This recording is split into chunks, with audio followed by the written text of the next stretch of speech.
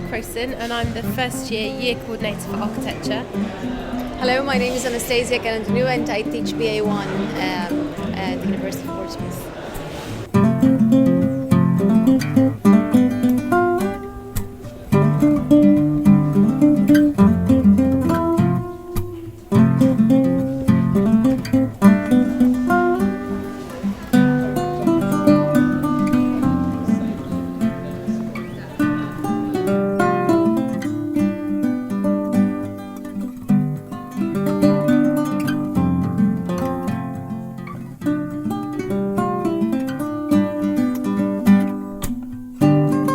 Architecture and interior design students are all over the university in different areas of the courtyards and buildings, building temporary structures.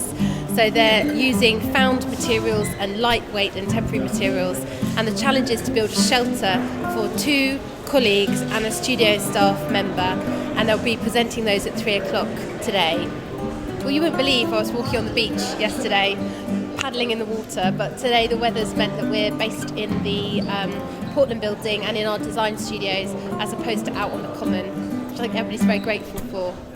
At 9 o'clock this morning there was nothing but materials all over the building, and by the end of the day they will have worked out how they're working within a team, what they contribute to a team dynamic. They'll identify if they're a really creative person or if they're leading kind of how the structure of these are working. There'll be natural leaders that come through, and also some students that have understood that they're really good supporting and working with a team.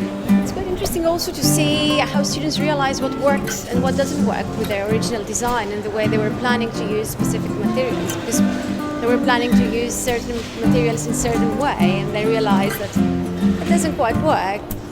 Timber cannot behave as steel and steel cannot behave as fabric and so on. So it's a trial and error process. But there is a kind of intuitive design that they're coming up with first to try and get them to think about what might be possible out of the materials.